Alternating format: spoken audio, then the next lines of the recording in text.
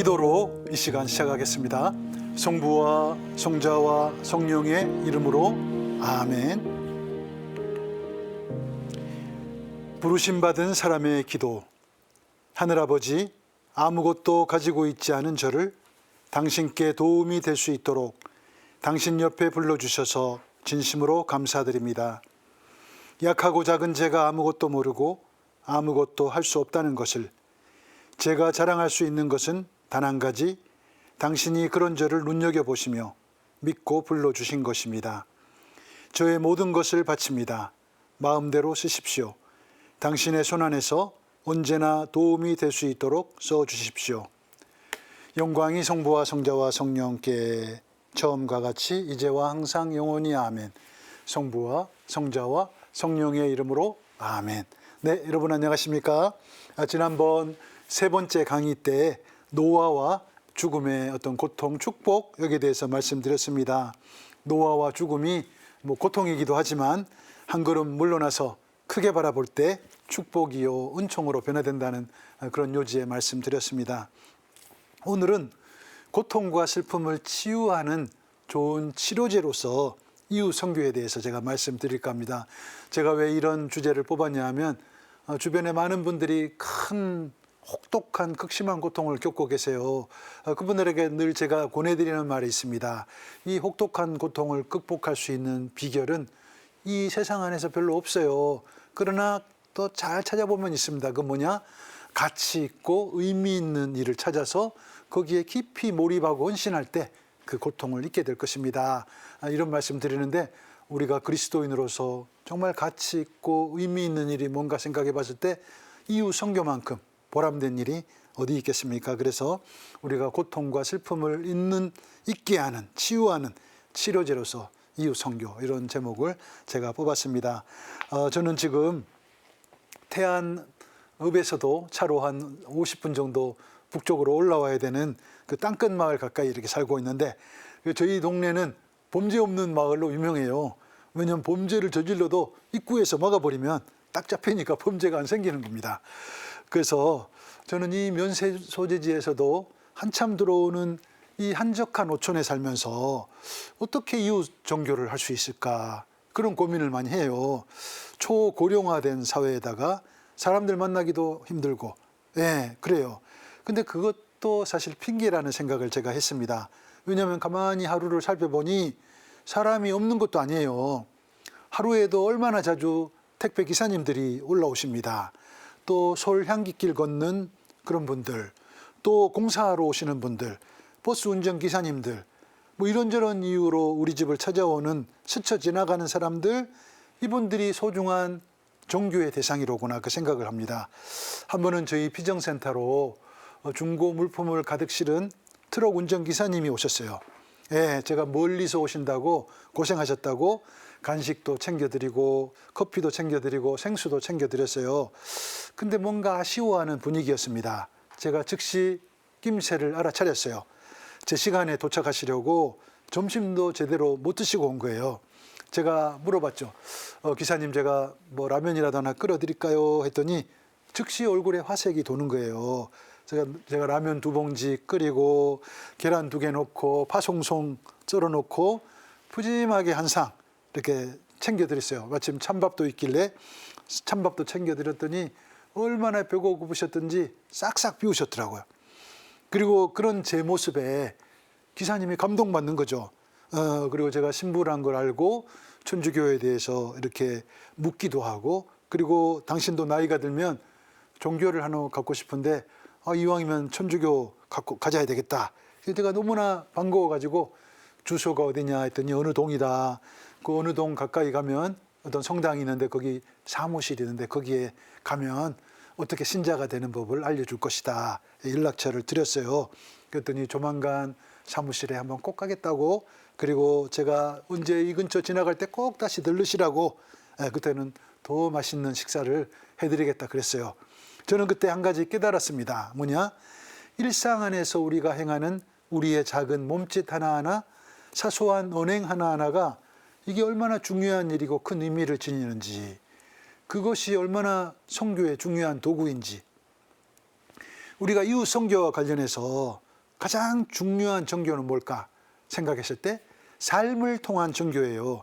삶이 조금 더 뒷받침 안 되면서 악한 표양으로 사람들을 힘들게 하면서 손가락질 받으면서 천주교 나오세요, 성당 나오세요, 하느님 믿으세요 한다면 사람들이 우리를 비웃을 거예요.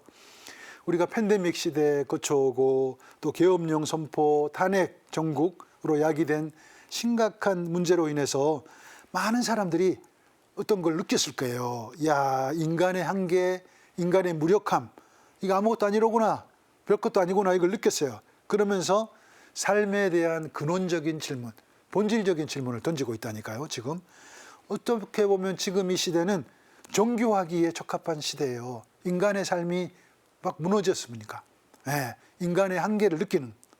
그래서 저는 그런 말씀을 드려요. 지금이 제일 적기다. 이웃 선교하기에. 그래서 그리스도인에게 있어서 이웃 선교는 저는 그래서 무엇일까 이렇게 질문을 던졌을 때 저는 이렇게 말씀드리고 싶어요. 선택 과목이 아니라 이렇게 필수 과목이다. 해도 되고 안 해도 되고 아니라 필수예요, 필수. 네. 그리고 또 선교는 뭔가 첫 번째 과제이자 가장 본질적인 사명이다. 네. 우리 DNA 안에 선교 사명이 들어있는 거예요. 그리고 또 어떤 게 있을까요? 우리가 지은 죄를 기어 갚을 수 있는 가장 좋은 비결이 바로 또 선교라는 겁니다. 또 마지막으로 하느님께 우리가 드릴 수 있는 가장 가치 있는 봉헌이 이웃 선교라는 것입니다. 예, 그래서 우리는 기회가 좋으나 기회가 나쁘나 어떤 상황에서도 이 가장 본질적이고 기본적인 의무, 종교를 생활화하는 것은 너무나 당연한 일이다 저는 생각합니다. 루카복음 1장에 보면 이런 표현이 있어요. 그 무렵에 마리아는 길을 떠나 서둘러 유다 산악지방에 있는 한 고을로 갔다. 예, 이 표현 가운데 보면 여러분들 아기 예수님을 잉태한 마리아가 고향 나자렛을 떠나서 어딘가를 향해 여행을 시작하는 겁니다. 목적지가 어디였을까요? 사촌 엘리사벳이 살고 있던 유다 지방 아인카림이었습니다. 여기 지도를 보는 것처럼 저 위에 나자렛에서 아인카림까지가 거리가 상당합니다. 직선 거리가 120km예요. 근데 직선으로는 산악지대라 길이 없습니다. 좀 내려와 가지고 요르단 협곡을 따라서 쭉 이렇게 우회를 하는 거예요. 한 150km 정도 되는 겁니다. 서울서 대전거리예요. 저는 이 복음 말씀 가운데서 서둘러라는 표현에 대해서 이렇게 좀 묵상을 해봤습니다. 성모님은 서둘러 다니시던 분이었다. 제가 또 어떤 생각을 했냐면 사랑에 빠진 사람은 절대 게으르지 않아요. 무신경하지도 않고 늘 바쁘고 부지런합니다. 그러면서도 자기에게 대해서 부족하다고 여깁니다. 내 사랑을 필요로 하는 사람이 사방의 지천으로 널렸는데 내가 제대로 응답하지 못하고 있구나 하고 더 바쁘게 움직인다는 겁니다. 예를 들면 어떤 사람이 그랬을까요? 이방인의 사도 바오로 같은 경우, 바오로 사도 머릿속에는 오로지 복음 선포, 아직도 예수님을 모르고 그냥 이방신을 모시고 사는 그 가련한 사람들에 대한 안타까움으로 가득 차가지고 이방인의 사도로서 걷고 또 걷고 뭐 물을 건너고 난파당하고 뭐 죽을 고비를 넘기고 그러면서도 또 그 와중에 틈만 나면 이렇게 서한을 쓰고 또 자신의 의숙지를 직접 해결하고 이게 얼마나 이렇게 바오로 사도 인생이 바빴겠습니까? 한 영성가는 그래서 바오로 사도를 가리켜서 이렇게 표현합니다. 100개의 팔을 지닌 사람. 그만큼 바빴던 거예요. 바오로 사도가. 여러분들 바오로 사도의 이런 인생 여정, 사도 서한에 사목 서한 이런 데 잘 나타나 있는데 이분이 걸었던 복음 선포의 여정 정말 눈물겹습니다. 죽을 고비를 얼마나 많이 넘기는지 틈만 나면 쫓겨나고 결박당하고 옥에 갇히고 그런데도 불구하고 이 바오로 사도의 얼굴에는 항상 복음을 전하는 기쁨으로 가득 찼습니다. 복음 선포를 억지로 하지 않았어요. 활짝 웃으면서 가장 행복한 얼굴로 복음을 선포한 것입니다. 그래서 저는 물었어요. 저한테 나는 도대체 몇 개의 팔을 지닌 사람일까 생각했더니 뭐 100개까지는 안 되고 저도 나름 팔이 많아요. 한 10개 정도 이렇게 갖고 있는 것 같습니다.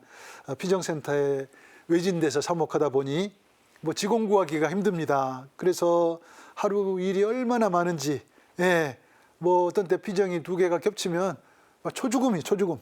뭐 시장 봐와야지, 따듬어야지, 지지고 볶아야지, 또 올라와서 강의해야지, 미사해야지, 고배성사 줘야지, 또 변기 막히면 변기 뚫어야지, 또 하루 일과가 끝난 다음에 또 제가 하는 게 있습니다.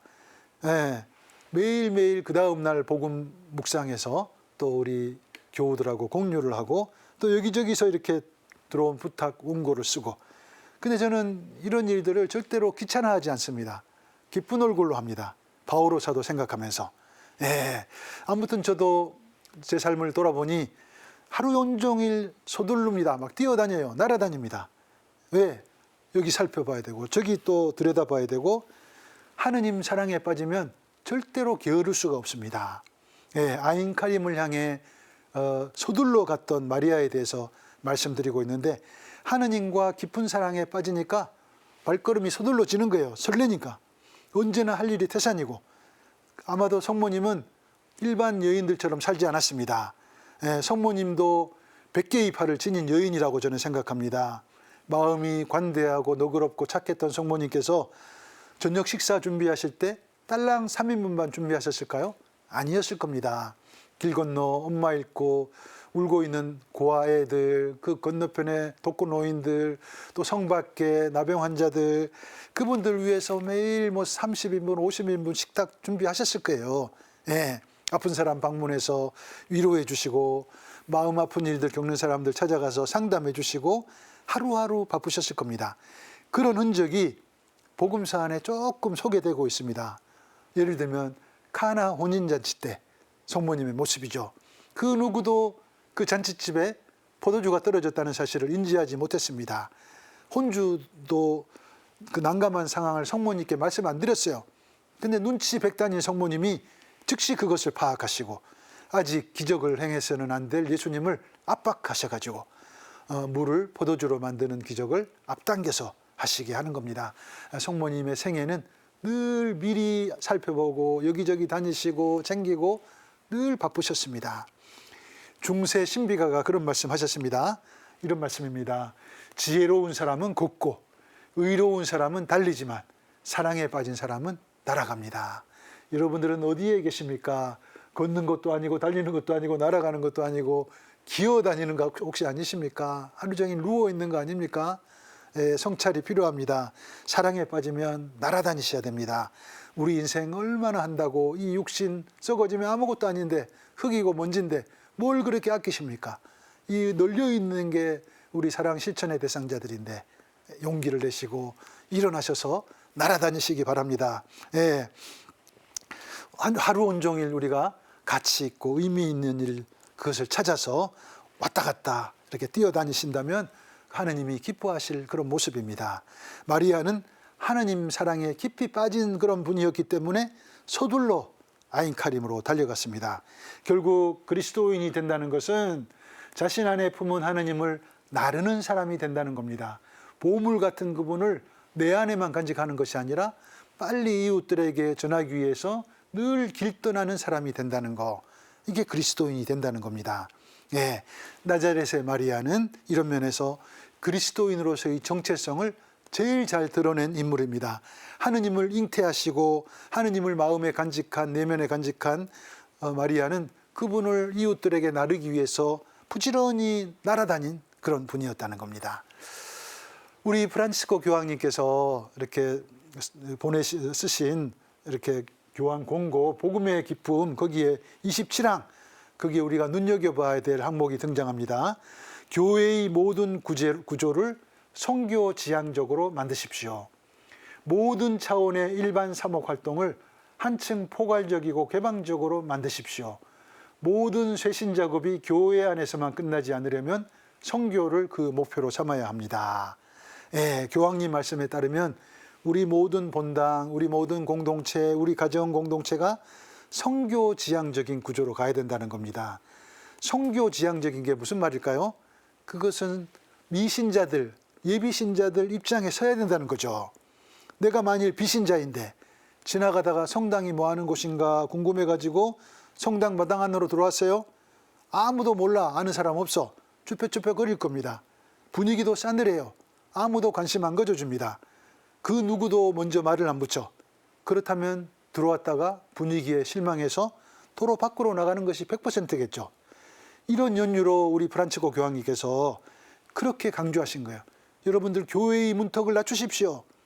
여러분들 새로운 사람들을 기쁘게 환대하십시오.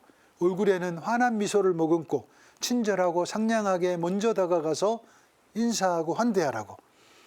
우리 본당의, 우리 공동체의 모든 조직들, 많은 조직들이 있죠. 예를 들면 뭐 사목평의회, 성모회, 구역 모임, 반 모임, 레지오, 연령회, 이 모든 단체들의 존재 이유, 가장 본질적인 이유는 바로 이유 선교라는 거 우리가 명심을 해야 되겠습니다. 본당에서 이루어지는 여러 큰 행사들, 뭐 성탄, 부활, 대미사, 성모성월, 본당의 날, 이런 모든 행사들은 예비 신자들을 적극적으로 초대하는 그런 장이 돼야 돼요.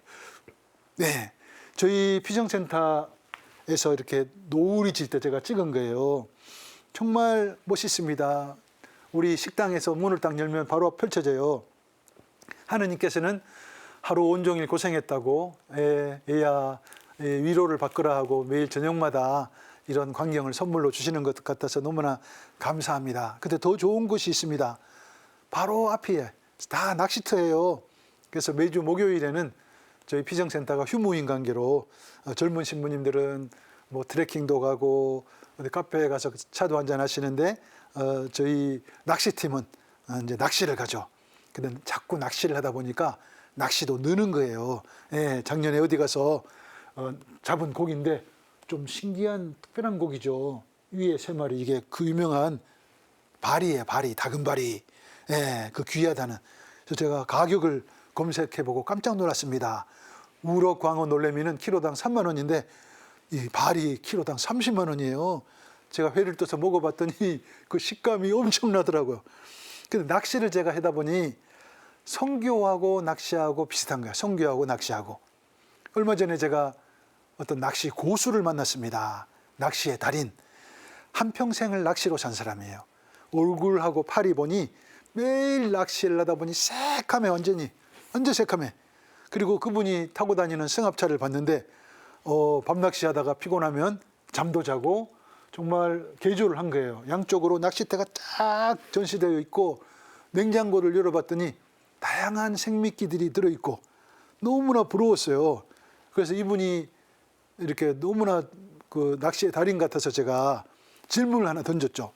낚시를 잘하기 위해서 제일 기본적인 중요한 태도, 자세 하나만 이야기해 주신다면 뭔 이야기 하실까요? 그랬더니 그 고수께서 망설임도 없이 그런 이야기를 하는 거예요. 그것은 물고기 의식을 지니는 것입니다. 그 무슨 말이에요? 그랬더니 내가 물고기라고 생각하라는 거예요. 물고기 마인드를 지니라는 겁니다. 당신은 물고기 의식을 지니는데 10년 세월이 걸렸대요. 근데 내가 물고기다 생각했더니 그때부터 고수가 됐다는 겁니다. 내가 물고기라 생각하니 해 뜨면 어디로 갈까? 해 떨어지면 어디에 모일까? 미끼는 내가 물고기라면 어떤 미끼를 좋아할까? 예, 사실 그 어종마다 대상어마다 선호하는 미끼가 다르거든요.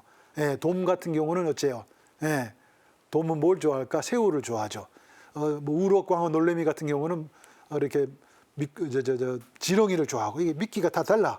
그리고 언제 활동하고 언제 배가 고플까? 고기들도 물고기들도 사람하고 비슷하더라고요. 피딩 타임이라고 있어요. 먹이 활동하는 타임이 하루에 2-3번 있더라고요. 그때 잘 무는 거예요. 그래서 물고기의 특징이나 성향이나 식성이나 움직임에 대해서 잘 파악하면 물고기를 잘 잡을 수 있는 것은 너무나 당연한 일이잖아요. 그래서 우리가 선교를 떠나기 전에 비신자를 만날 때도 마찬가지예요. 물고기 같은 경우 특성이 하나 있습니다. 예, 자기들이 홀로 안 다녀요. 떼거리로 다녀. 낚시꾼들은 그것을 포인트라고 이야기합니다. 예, 예, 고기들은 어디 많이 모일까요? 수심이 낮은 곳에는 별로 없습니다. 환한 곳에 별로 없어. 대체로 음산하고 깊고 어두운 곳에 수초, 폐선, 어초 이런 데 있어요. 근데다가 낚싯대를 던지면 잡을 확률이 훨씬 높은 거예요. 우리가 목표하는 선교 대상자들이 어디 있을까요? 아무 데나 가서 선교하면 의미가 없습니다. 절에 가서 선교해요? 예배당 앞에서? 이 불가능하죠. 어떤 곳이 선교 포인트일까요? 물고기가 모이는 어두운 곳이 선교 포인트예요. 예기치 않은 고통으로 인해서 사고를 겪은, 큰 부상을 입은, 삶이 한풀 크게 꺾인 분, 가진 우여곡절을 겪은 분들, 지금 이 세상에 실망 느낀 분들, 혐오와 회의를 느끼는 분들, 절망한 사람들이 모여있는 장소, 이게 선교 포인트인 겁니다. 잘 나가다가 급추락해가지고 기가 꺾인 사람들, 퇴직해서 하루하루가 회색 비친 분들, 이런 분들 선교 대상자예요. 큰 사고 겪고 간신히 살아나서 죽을 고비를 넘긴 사람, 큰 상처와 트라우마 속에 지금 잠겨있는 사람, 깊은 슬픔에 빠진 사람, 이런 사람들이 모여있는 곳, 이 선교 포인트인 겁니다. 여러분들, 저는 영안실 같은 데 가서 그런 거 많이 느껴요. 누군가가 세상을 떠났는데 우리 가톨릭 신자들이 계속 가서 연도해주고 계속 기도해주고 장지에 따라가서 끝까지 봉사해주고 거기에 있던 비신자들이 야, 천주교가 이렇게 좋은 데로구나 감동을 받는 거예요. 그래서 장례 잘 치르면 신자들이 생기나는 거죠. 예. 그리고 또 다른 장소가 있어요. 포인트가 멀리 볼 필요가 없죠. 가장 가까운 친구들, 그 선교 포인트예요. 친지들, 가족들, 직장 동료들, 동호회 회원들, 매일 가는 병원이나 마트 직원들, 식당 사장님들, 이 직원들, 이런 사람들입니다. 한 영세자가 저한테 와서 화소연을 했습니다. 자기가 영세를 받았는데 너무 서운하다고.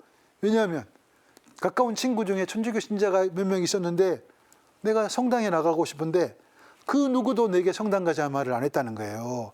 정말 빈정이 많이 상했대요. 자기 스스로 세례 받으면서.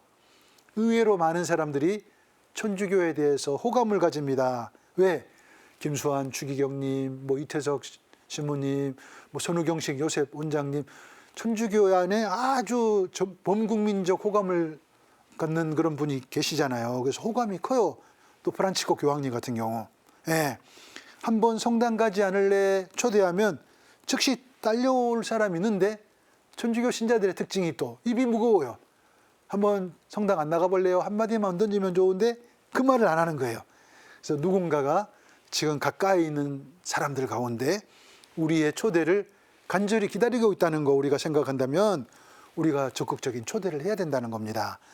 그 낚시도 보니 아무 때나 잡히는 게 아니에요. 잡히는 순간이 있습니다. 예. 그 바다, 특히 제가 사는 서해 바다 같은 경우는 밀물, 썰물이 얼마나 이게 차이가 큰지 몰라요. 쫙 빠져났다가 쫙 들어왔다가 하루에 2번 있는 거예요. 근데 언제 잘 잡히는가 봤더니 쫙 빠져나가잖아요. 그 다음에 싹 물이 들어오기 시작할 때 초들물 이런 표현을 해요. 전문가들이. 그때 잘 잡힙니다. 이후 선교에도 타이밍이 있습니다.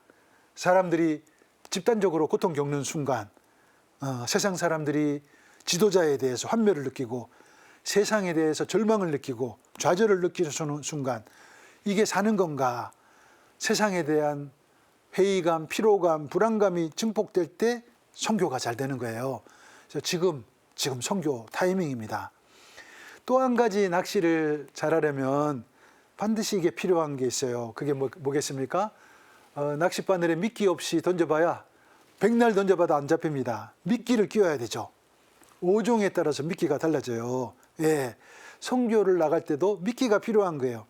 빈손으로 가면 실패할 확률이 많습니다. 그렇다고 우리가 어떤 사이비 종교단체처럼 거금을 빌어대면 그건 또 바람직한 것이 아니죠. 좋은 선교 미끼 중에 하나가 뭐겠어요? 이렇게 우리 가톨릭 교회에서 그런 제공을 해주죠. 가톨릭을, 천주교를 알려드립니다. 그런 소책자가 있고 또 조그마한 상봉 같은 거 있고 본당 차원에서 만드는 그런 것도 있죠. 또 그런 거 말고 또 개인적으로 준비할 수 있는 것들이 있겠죠. 내가 정말 어떤 책을 하나 읽었는데, 영성서적을 읽었는데 너무 좋아요. 내 인생이 바뀌었어요.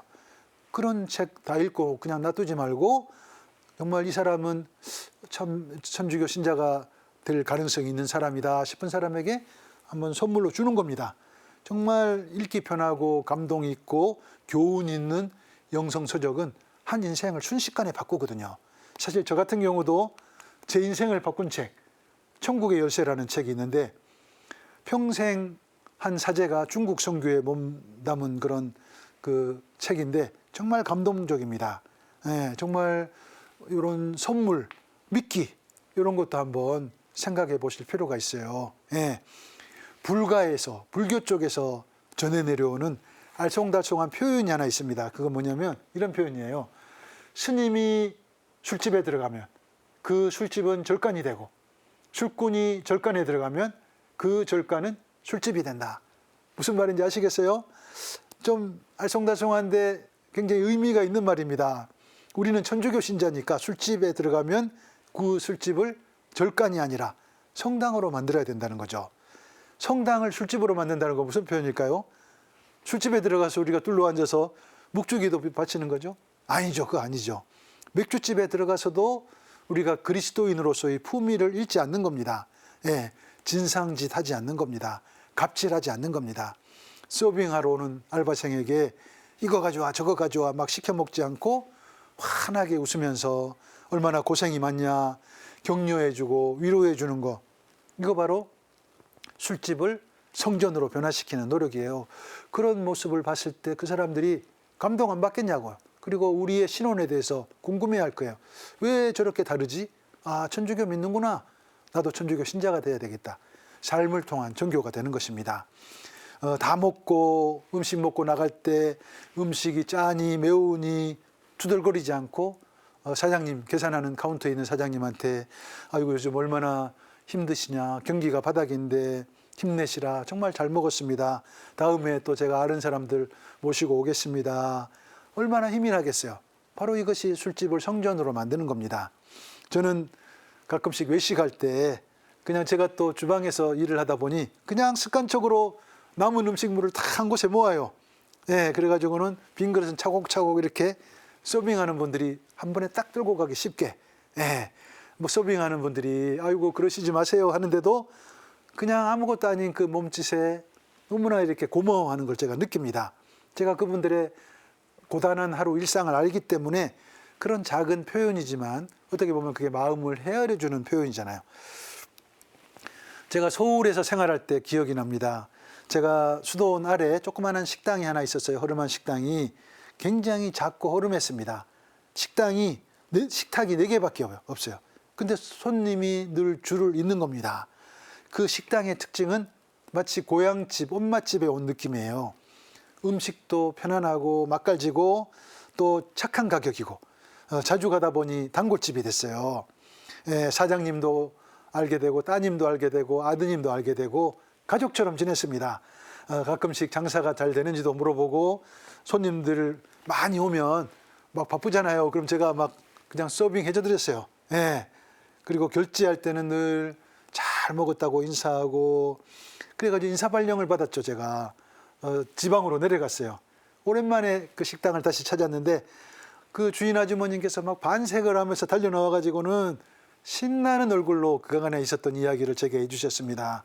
그 어머님이 먼저 세례를 받으셨고 따님도 예비자 교리반에 등록했고, 투병쟁이던 신랑은 세상을 떠났는데 제 이름을 대가지고 본당 공동체의 따뜻한 배려 속에 아주 잘 장례 절차를 치르고, 그러면서 저는 뭐 별로 한 것도 없는데 저한테 너무나 감사하다고 인사를 하시는 거예요. 아, 저는 그때 너무나 감동이었습니다. 예, 제 작은 몸짓 하나가, 사소한 언행 하나가 그분에게 감동을 준 거죠. 예, 곰곰이 생각해 보니 정말 중요한 종교는 삶을 통한 종교라는 거. 삶이 뒷받침되지 않으면서 악한 표양을 보여주면서 이렇게 복음을 선포하고 이렇게 종교를 권유하면 안 먹힙니다. 예, 우리는 탄핵 종국이라는 이 혼란스럽고 참담한 시기 겪으면서 많은 사람들이 인간의 한계에 대해서 또 무기력을 진하게 느끼면서 삶에 대한 본질적인 의미를 찾고 있습니다. 이럴 때 정말 우리가 조금 용기를 내서 이웃 선교에 매진을 해야 되겠습니다.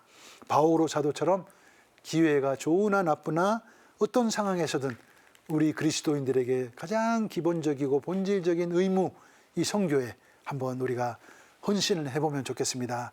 여러분들 지금까지 살아오시면서 몇 명이나 예비자 교리반으로 안내를 했습니까? 한 명도 없습니까? 그렇다면 올 한 해 이번 성탄 때 한번 예비자 교리로 이렇게 한번 안내하는 그런 봉헌을 하느님께 한번 해보시기 바랍니다. 한번 제가 광주에 있는 저희 살레시오 공동체를 방문하기 위해서 버스를 타고 내려갔습니다. 광주 광역시 그 버스 터미널에 내려서 이렇게 수도원으로 좀 일부러 걸어왔어요. 다 걸어오고 있는데 제가 깜짝 놀랄 광경을 목격했습니다. 수많은 인파와 차량이 어느 한 곳을 향해서 막 몰려가고 있는 거예요.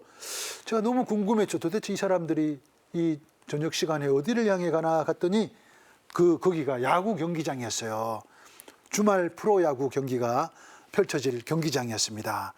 다정한 연인들, 떠들썩한 친구들, 할아버지, 할머니 동원한 이렇게 일가족들, 그 얼굴 표정이 봤더니 설렘과 기쁨으로 가득 찼어요. 너무나 행복해 보였습니다. 또 그런 관중들의 기대를 저버리지 않고 그 명문 구단인 그 홈팀이 막 극적으로 역전승을 거뒀어요. 이 관중들은 막 더없이 행복하고 정말 막 날뛰는 거죠. 축제 분위기로 바뀌는 거예요. 제가 그걸 보면서 너무나 좀 성찰을 하는 거죠. 우리 교회도 이래야 되는데, 이 기쁨의 도가니, 이 축제의 어떤 장이 돼야 되는데, 사실 예수님과 사도단이 꾸며갔던 초기 교회 공동체 모습은 그랬거든요. 신명나게 복음 선포를 하셨어요. 예수님이 가시는 곳 모였다 하면 남자만도 4,000명, 5,000명이니까 전체 군중 수는 10,000명, 20,000명이었던 거죠. 예. 그래서 군중이 얼마나 많이 모였든지 예수님과 사도들은 음식 먹을 겨를조차 없었잖아요.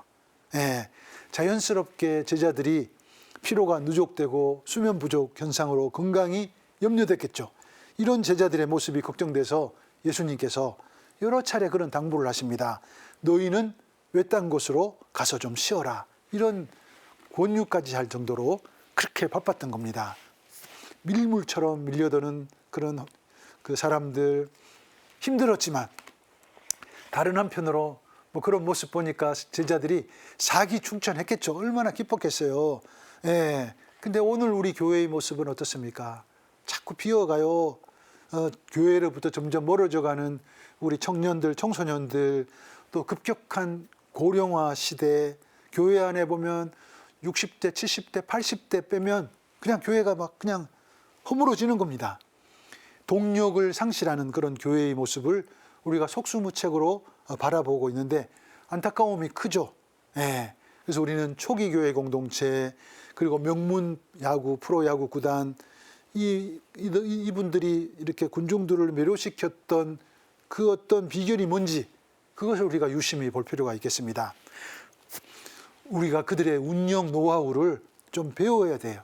그래서 세상 사람들은 우리 교회로 끌어들일 수 있도록 우리가 매력을 갖춰야 되는 거죠. 우리 교회도 더 좋은 선수들 스카웃하고 더 의미 있고 흥미로운 이벤트도 준비하고 더 많은 팬 서비스를 제공하기 위해서 이 아이디어를 짜내야 된다는 겁니다. 여러분들 그런 말씀 많이 들어보셨을 거예요. 위기는 기회다. 지금 우리 가톨릭 교회 어떻게 보면 큰 위기 앞에 봉착해 있습니다. 근데 이 위기는 주님께서 우리에게 주신 기회인 겁니다. 다시 한번 일어서라고, 다시 한번 저 밑바닥에서부터 차근차근 새롭게 시작해서 밟아 올라오라고, 철저하게 쇄신되라고, 거듭나라고 주신 은총의 기회가 이 위기라고 저는 생각합니다. 우리 교회 구성원 모두가 최선을 다해서 노력하고 있다고 생각하더라도 조금 더 우리가 할 수 있는 게 뭔지 고민해 봐야 돼요. 교회를 외면하고 있는 이들, 교회로부터 매력을 상실하고 떠나간 이들, 그들이 눈을 번쩍 뜨고 야 다시 우리 교회로 가야 되겠다 할 정도의 어떤 흥미거리, 행복거리 우리가 찾아야 되는 겁니다. 그래서 힘들고 지쳐서 방황하는 양떼들이 우리 교회로 와서 에너지를 충분히 충전할 수 있는 에너지 충전소가 되도록 노력해야 되겠습니다. 많은 사람들이 우리 교회가 지니고 있는 지나친 폐쇄성, 높은 담장에 대해서 걱정하고 있습니다. 사실 우리 교회가 기본적으로 지니고 있는 특성이 있어요. 순례성이고 개방성이고 유연성이고 연대성이거든요. 근데 많은 성당들이 보면 경계가 되는, 세상과 경계가 되는 담을 너무 높이 쌓아 올렸습니다. 어떤 성당은 마치 초롱성, 성체 같아요.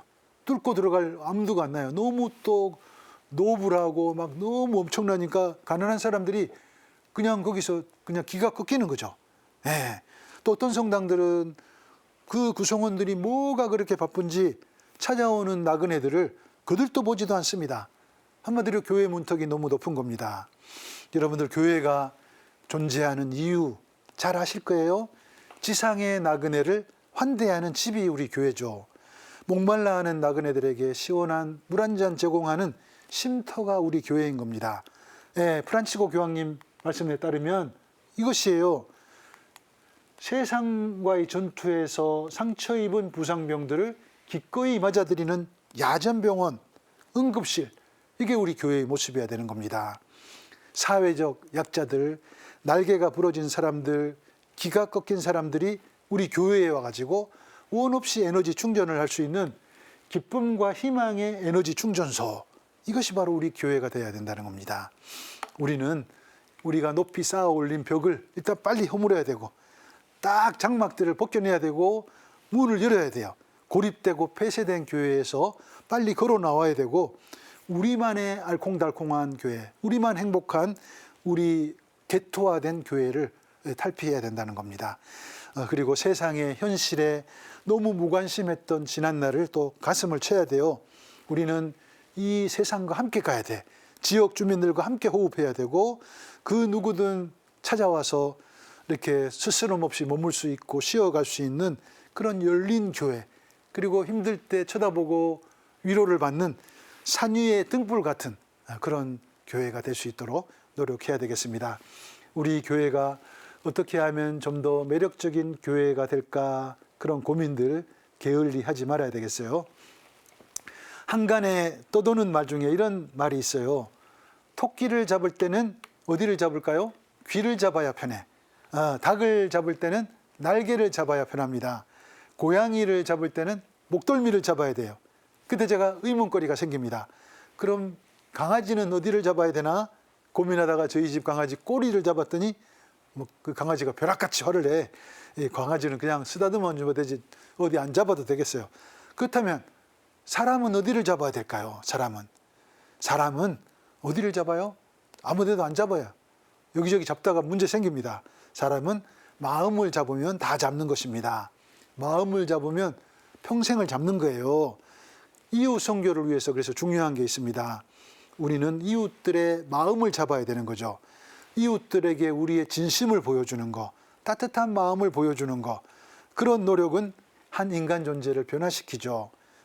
그래서 우리가 이웃 선교를 할 때 정말 중요한 어떤 측면이 우리가 딱 대상자로 포착된 사람이 있으면 접근을 해야 되죠. 그리고 어떤 노력을 하든지 하여튼 그의 마음을 움직이게 하고 감동을 주고 나를 좋아하게 하고 마음을 잡는 게 중요한 거라는 거죠.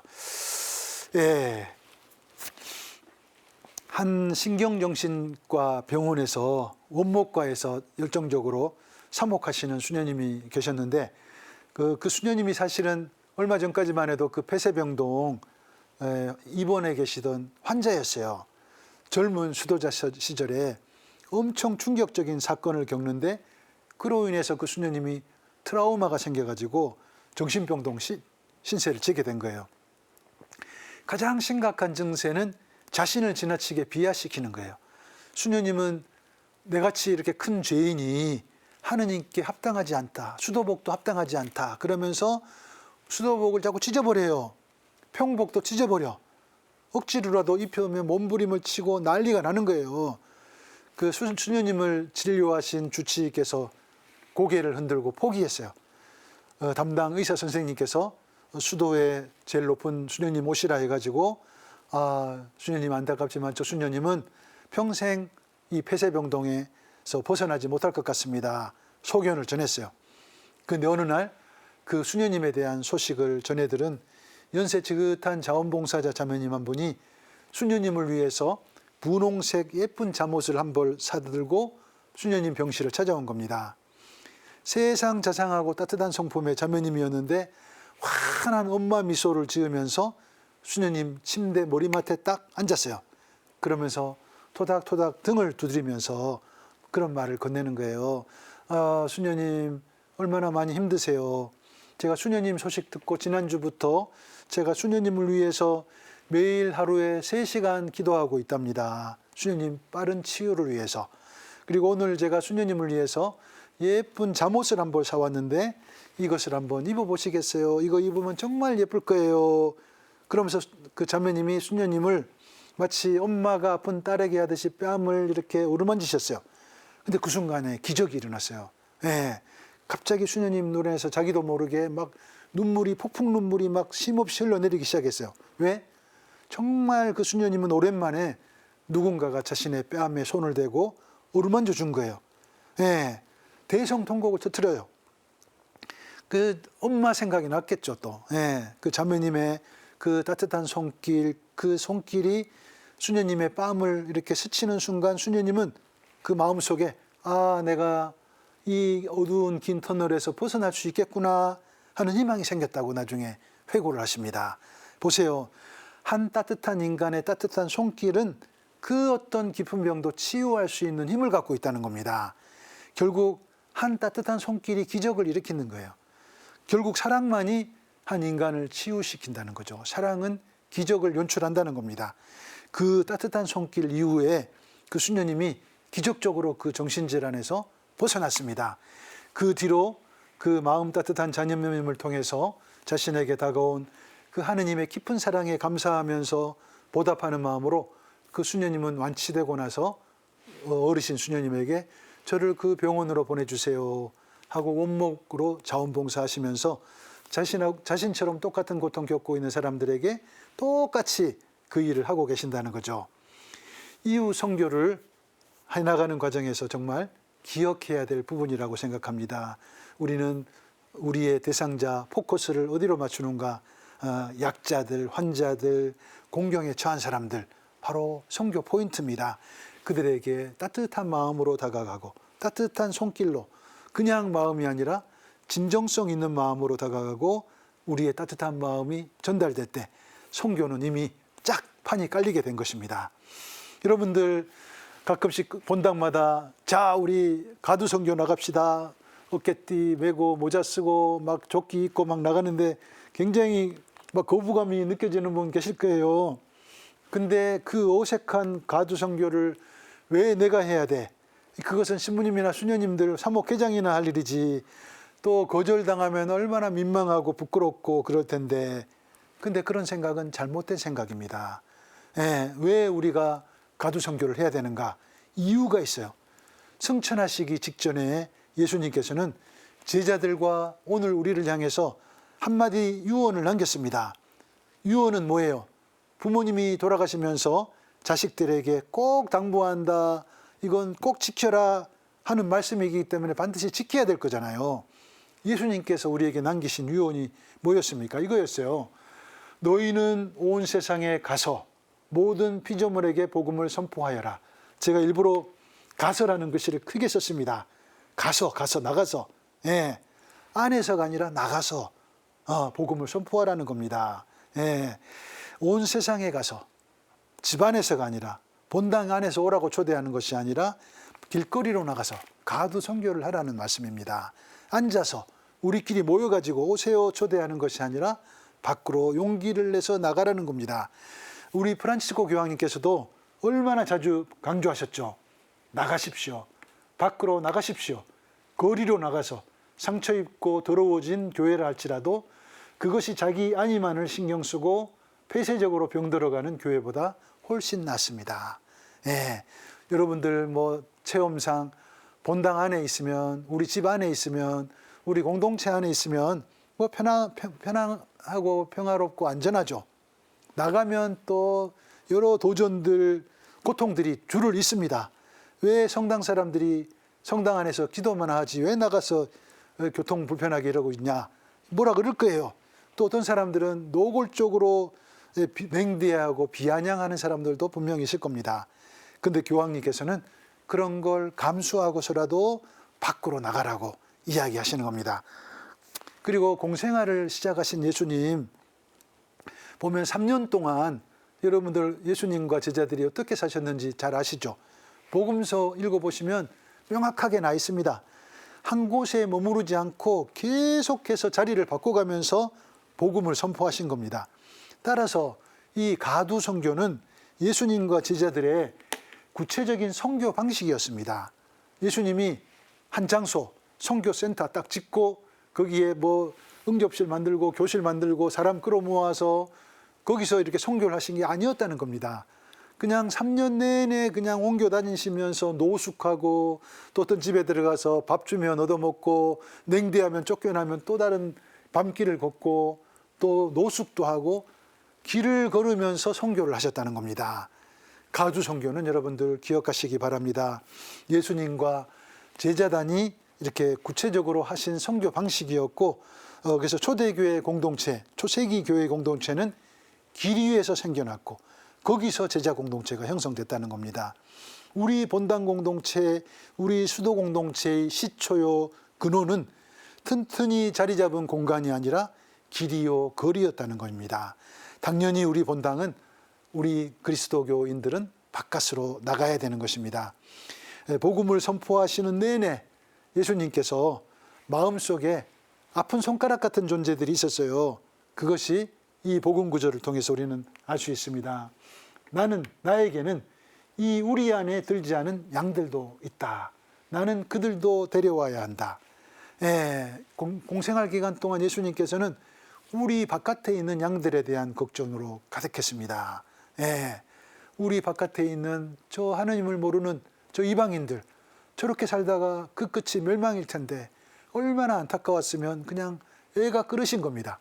우리 바깥에 있는 양들, 우리 본당은, 우리 사제들은, 우리 수도자들은 우리끼리 잘 먹고 잘 살려고 부르심 받은 게 절대 아니라는 겁니다. 저 우리 바깥에 하느님도 모르고 그냥 저게 죽음으로 가는 길인지도 모르고 그냥 그렇게 함부로 살아가는 사람들, 거기에 대해서 우리가 걱정을 해야 되고 그들을 어떻게 하면 우리 공동체 안으로 끌어올 수 있는가, 그 고민하는 그런 존재들이 우리 사제들이요, 수도자들이요, 우리 그리스도인이 돼야 된다 저는 생각합니다.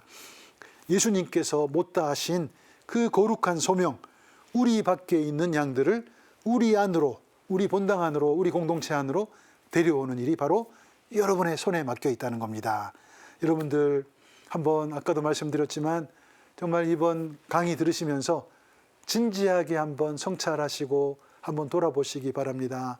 지금 세례 받으신 지 20년, 30년, 40년 되셨는데 지금까지 내가 하느님께로 인도한 예비자 과연 몇 명인가? 한 10명, 20명 정말 박수 쳐드립니다. 5명 좋습니다. 1명 좋아요. 1명도 없어. 이건 너무 부끄러운 일입니다. 이렇게 좋으신 하느님을 어떻게 나만 홀로 간직해 있는 게 그게 하느님이 기뻐하실까요? 정말 좋은 것이 있으면 그것을 좋아하는 사람들과 공유하고 나누고 알리는 거 너무나 당연한 일이 아니겠습니까? 여러분들 한번 용기를 내셔서 내 가까운 주변에 누가 제일 먼저 내가 주님을 전해야 될 대상자인가 한번 이렇게 살펴보시기 바랍니다. 네, 오늘 여기까지 제가 한없이 부족하지만 이웃 선교에 대해서 말씀드렸습니다.